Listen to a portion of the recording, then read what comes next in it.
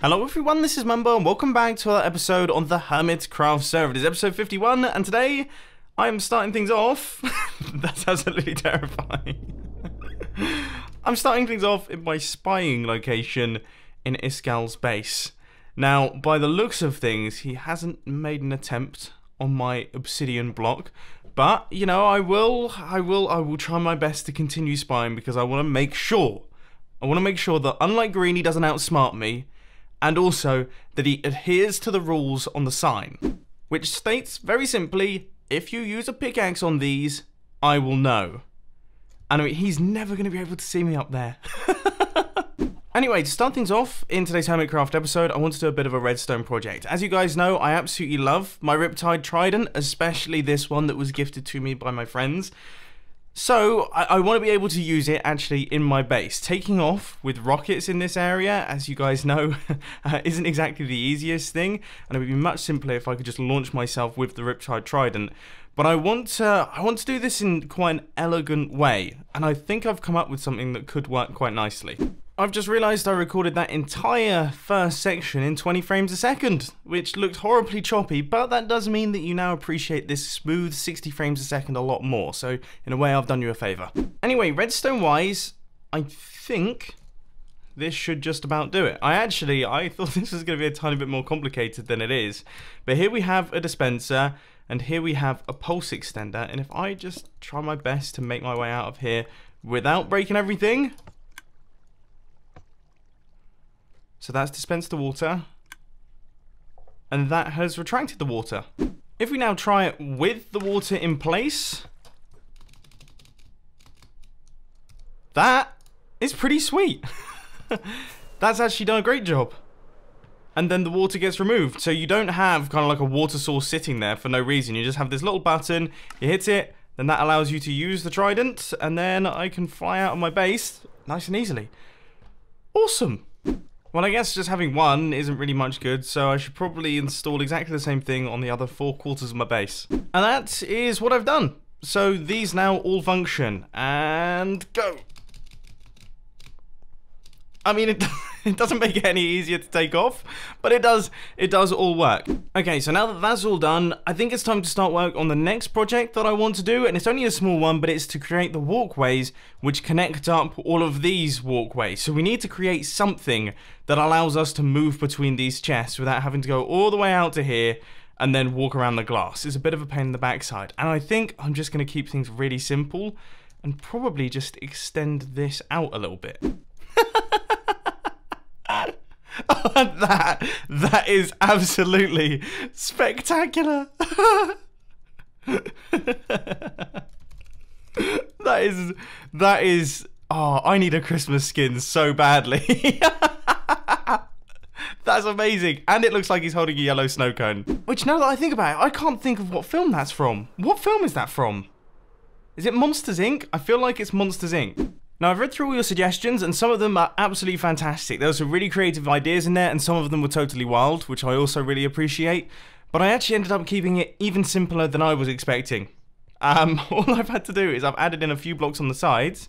I've kept it in keeping with the actual walkway design, and that allows me to just run around this central circle, which keeps things quick, and then just gain access to the chests as I go about.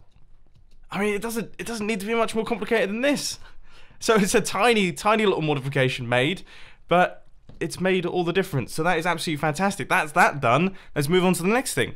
As we know from the previous episode of Hermitcraft, the new Nether Hub is going to be pretty ridiculous. And holy mackerel, it looks like even more work has been done on the clearing. This space here, this gigantic diamond down at the bottom, this is how much needs to be cleared out, and it needs to be cleared out up to that area. I think I took out this chunk in the previous episode, but not only does this space need to be cleared, they also need a bunch of resources to construct the Nether Hub, and I'm going to try my best to help them out today. So we've got 18 plus 8, so that would be 26 stacks of green concrete powder, and then another 27 stacks of green concrete. Okay, easy enough. I think I might finally have run out of gravel again. So we've got tons and tons of sand, because obviously we used all of the sand to clear out the area for our creeper farm. So we're fine there, but gravel we seem to be struggling on. So I think what I'm going to do is I'm going to take my shovel over there. We're going to use up the entire shovel, get as much gravel as we possibly can, and then we'll be sorted. But first... Okay, 2 more stacks needed there. There is a small situation though, and that is that the gravel island seems to be mostly mined out. By me, I mean I've taken out most of the gravel here. But that does mean that we might actually have to go back to doing things the old-fashioned way and doing it under the ocean. That was close. I think I got lucky there. Okay, so we've got... Okay, so that's 18 stacks there. We need 2 more stacks of concrete powder, and then we need 27 stacks of concrete. So we need... I guess if I go over here, so this is going to be... That takes us up to...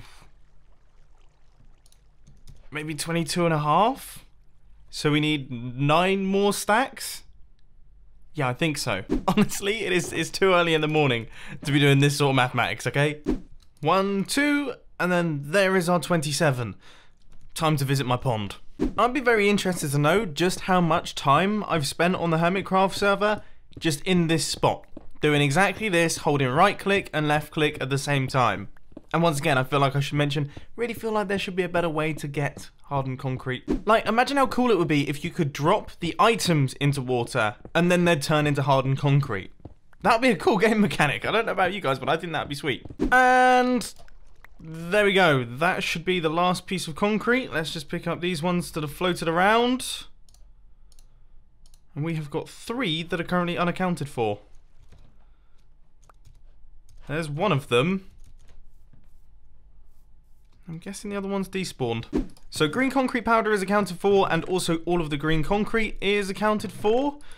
Now, which other ones actually need doing? There is so much black concrete that's required. That is insane. Oh my word. How much? How many squid are gonna have to die for this project to work? Now we're actually going to be sticking around in this area because I want to do a little bit of work on our statue. So here's me, and here is Duke the dog, and there is Duke the dog right there. And we're kind of going to do a reverse shop in today's Hermitcraft episode. I'll get onto that in a little bit. But the first thing that I think needs doing is I'm going to work up this platform just a tiny bit and kind of do a handful of small improvements to hopefully make this thing look a tiny bit better. Now, I'm not doing anything too crazy here. I think just something like this. Yeah, it's probably quite a nice little design. So then on this section, I guess we'll have to kind of take out this chunk, and we'll basically just add a little bit more depth to what we had going on with the original design. All right, that's a tiny bit better. Okay, this is looking cool. Now, my idea for my reverse shop, and the reason that it's a reverse shop is I'm actually going to be giving away diamonds here. But, you know, Duke the dog has been sat in that little kennel for probably 2 or 3 weeks now, ever since we built him with Sebi, who is Duke the dog. And I feel a little bit bad. So what I think I'm going to do is I'm going to offer people 1 diamond to walk Duke the dog. Now, we're going to have to create some form of course that Duke the dog gets taken around, maybe around the edge of this mountain here, and then kind of loop it back around, and then Duke will get pushed back into the kennel. I think that's a good thing to do, and I think it would just be a fun little way to get the hermits involved here. So I've mined out a little tunnel. So this little tunnel is making its way through this area here. It loops back around like this, and then we'll go back into the kennel over in this area. So that's all good. Now, obviously, I'm not going to leave it like this. We're going to have to do a little bit of decorating here. So what I thought we could do is, well, I'll probably make this a tiny bit bigger, and then we'll give it kind of like a nice entrance and a nice exit, and then maybe do some decorating around the outside. I don't know, I've never really I always seem to do these projects, right? Like, this is one of those projects that, once again, not very good at. It's like terraforming and making natural looking builds, aka really not my forte, like in the slightest. But I've tried my best, and this is what we've got. Now, it's not exactly the biggest place. In fact, I'm actually going to push out this wall just a tiny bit more because I don't want anyone getting stuck. But this is how it looks. Now, I imagine we should probably light up the area around this thing. I've actually fenced off the entire area, so now this place is kind of its own little zone. So we have this little track running around the outside, and then we have all of these fences here. And I think with this being fenced off, we probably should do something with it. And I guess, yeah, I guess that means more terraforming. I'm gonna have to build up some trees and build up some rocks and do some bone mealing. Alrighty then, so I have just gone around and I have basically given it my best Iskall and Good Times with Scar treatment. And this is what it looks like so far. It looks quite nice actually. It looks quite pretty. I might have to ask for some help maybe from Grian or someone like that just to do some flowers and make it a little bit more pretty, because right now it looks actually pretty kind of like not run down. I wouldn't describe it as run down, but it looks a little bit wildernessy, I suppose. I think that could improve though once we start getting some trees in. So I'm going to build up some custom trees. I'd say one will go about here. I'd say another one around about there, and then maybe one out the back. Yeah, I think that's gonna work. Now, because this area is actually snowy, I've kind of gone for a slightly different tree design. They're almost like Christmas trees. I'm actually quite proud of this one. I think this one's really good. This one is like a smaller version, and I'm also quite proud of it. I haven't done the back one yet, but I imagine I'll make that one the biggest, just so it kind of lines up quite nicely with these things. There we go. So I've also, aside from just doing the trees, I've also put all the bushes on the floor. And that has definitely, it's definitely spiced up the area. I feel like this tree needs a little bit on this face. I think it's a little bit, yeah, it doesn't have that much depth. So maybe that, and then maybe drop some of these down a little bit. I'm so bad at doing trees. Trees are like my, yeah, I struggle with them so much. But that is much better. But this looks pretty cool, doesn't it?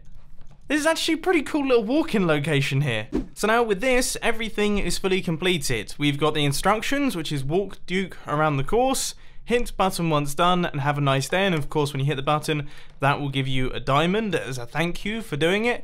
And Duke is chilling out there. I think all of this should be mob-proof. And actually, if we take off, if you look at this thing as you're flying past, I have to say, it looks pretty cool. Like, I'm fairly proud of myself. Obviously, at this point, it's kind of covered by the statues, but if you kind of come in from this angle, you can see a little bit more of the course, and it's pretty lovely. Like, I would want to be walking there. So, hermits, if you're watching, feel free to come by. This is now open for business, and by business, I mean anti-business, the opposite of business. I don't really know.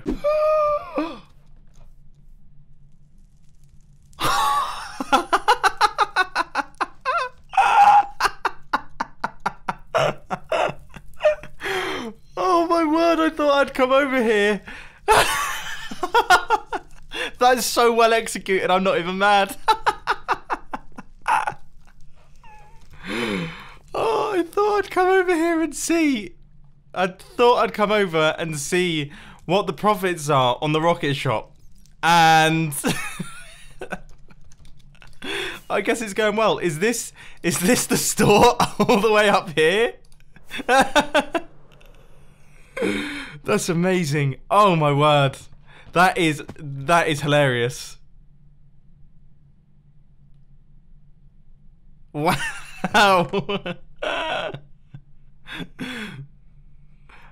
That is so funny. Now I like to think, hang on a minute, has someone, oh, so we actually did make some sales. And I like to think that someone actually paid 1 stack for 8 diamonds. What a deal. I like to think that somebody actually has paid 8 diamonds. But you know what? We actually sold some rockets. So that's is a good thing. But oh, that is too funny. I'm crying a little bit. That's hilarious. And as I say, it's so well done. I'm not even mad. I think what I'll do is I'll change back. I don't even know if I'm going to change the prices, to be honest with you. I think that's so well done that I now can't compete with Tango just because that's too fun. That is too funny. It's too funny. I appreciate it too much. I don't want to be in competition with someone who has made me laugh that hard. Oh gosh, this is bold.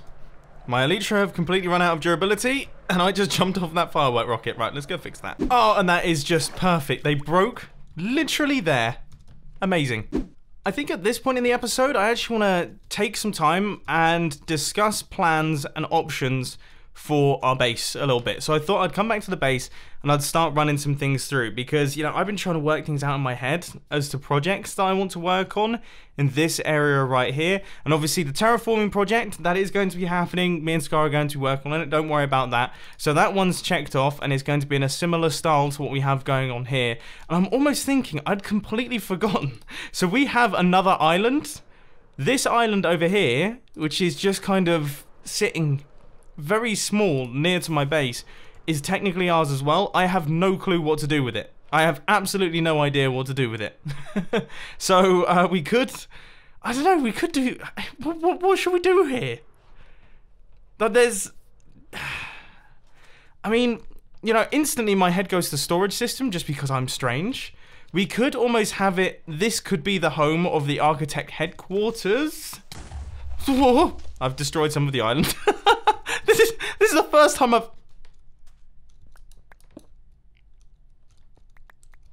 I was gonna say, I was like, if that's a mob spawner, then, well, that's obviously what we're going to build here, but no, unfortunately that doesn't look like it's the case. Anyway, architect headquarters does sound pretty exciting for this area, but then heading back over to the base itself, I think build order-wise, I'm going to wrap around first, and then we'll start building outwards. So it will kind of be like rings on a tree, like we'll expand out from the center. That kind of goes without saying. Originally, I kind of thought about expanding it out in this direction and building like a dense area out the front, but I think that would look strange if we have nothing going on out the back. So as I say, we're going to wrap around, and then we'll just expand out from there. And I think in terms of projects, farms definitely need to continue. So obviously we've already got the gunpowder farm, that's that sorted. We've got the sugarcane farm, that's that sorted. We need to build up some things with villagers. So villagers, I want them to be involved in my base. And once again, those are the sorts of projects that it's kind of a bit of a challenge because we need to have a villager breeder, and then that needs to be a certain distance away from the actual villager trading hall. Whether or not I would actually make a trading hall again, I'm not sure, because we have iTrade. But things that we definitely need are pumpkin, melon, and carrot and potato farms, because those are the sorts of things that are super handy to have for villager trading so that we can absolutely kill it in iTrader. I also have an ever-expanding list of community projects that I want to work on, both shopping-wise and also farms-wise. Iron Farm, for sure, isn't going to fit in my base because I want to build a big Redstone-y one of the Tango Tech ones, one of the self-resetting ones, the things that are completely crazy. But I kind of want to make it a community project so that people can use it if they want to, don't have to pay anything, it's just they have to AFK at it to actually get the iron. I think that's the way that I'd probably do it. But yeah, there's so much to do that I'm actually struggling to pick what projects to start on. So please help me out down in the comment section. Let me know what you want to see because you are the people that are going to be watching it. But now I'm actually going to head off and enjoy my birthday. Yep, it is my birthday, my 23rd birthday. I'm 23 years old now, which is completely bonkers, as I mentioned in the previous episode of Hermitcraft. So I hope that you enjoyed this video. If you did, please hit that like button. If you really loved it, then make sure to subscribe. But thanks for watching, guys. This has been Mumbo, and I'm out. So I'll see you later. Oh, and latest film on the filming channel. Link will be on the end screen. You know what to do.